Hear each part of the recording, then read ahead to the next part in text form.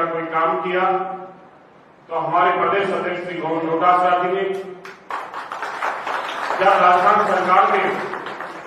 शिक्षा मंत्री आप बने तब अपनी कलम से पहला फैसला ये किया, जो भाजपा की सरकार ने राइट टू एजुकेशन के अंदर 2.5 लाख की कैब को घटा के 1 लाख कर दिया था, उसे पूरे 2.5 लाख करके गरीब और वंचित के बच्चों को शिक्षित देने का काम किया। इनकी कलम से महात्मा गांधी इंग्लिश माध्यम स्कूल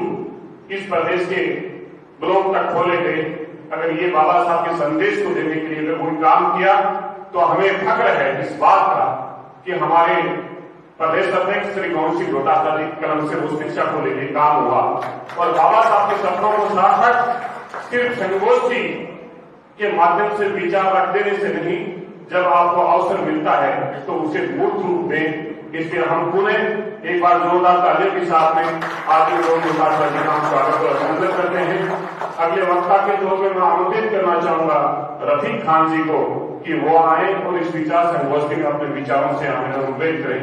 रफीक खान जी।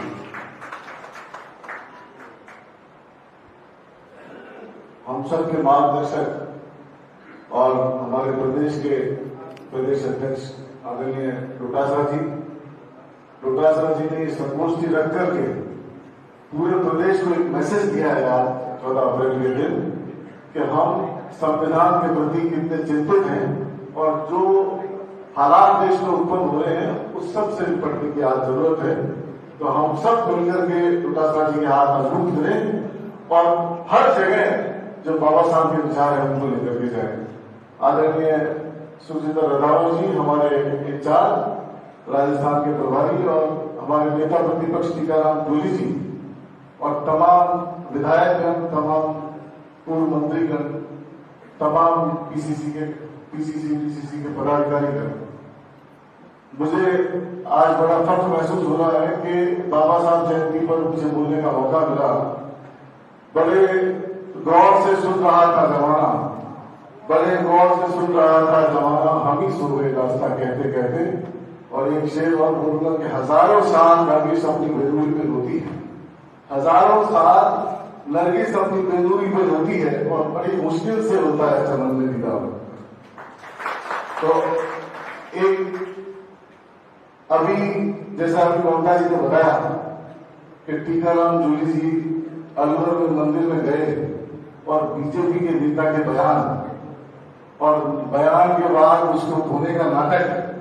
और फिर उसकी हर धर्मिता के माफी फिर भी नहीं मांगूंगा, तो माफी तो प्रदेश की जनता मंगा लेगी, जनता कसर नहीं छोड़ेगी इस मामले के अंदर। और मैं आप सबको ये कहना चाहता हूं कि 14 अप्रैल के दिन बाबा साहब का जन्म हुआ और बाबा साहब जब डिवीजन के समय बाबा साहब की कॉन्स्टिट्यूंसी जब बांग्लादेश में चली गई तो कांग्रेस ने सहयोग देकर के उनको सांसद बनाया मुझे से। और जब उनको समीक्षा बैठक की गई और जो कॉन्स्टिट्यूशन लिखा गया, कॉन्स्टिट्यूशन की कमेटी के अंदर जब उनको सदस्य बनाया गया तो उन्होंने कहा कि मुझे अंदाजा नहीं था कि मुझे इतने महत्वपूर्ण कार्य के लिए मुझे नॉमिनेट किया जाएगा। और जब उसकी बैठक का उनको अध्यक्ष बनाया गया तो उनको बहुत आश्चर्य हुआ कि मुझे इस काम के लिए नियुक्त किया गया। और उन्होंने देश को एक ऐसा कॉन्स्टिट्यूशन दिया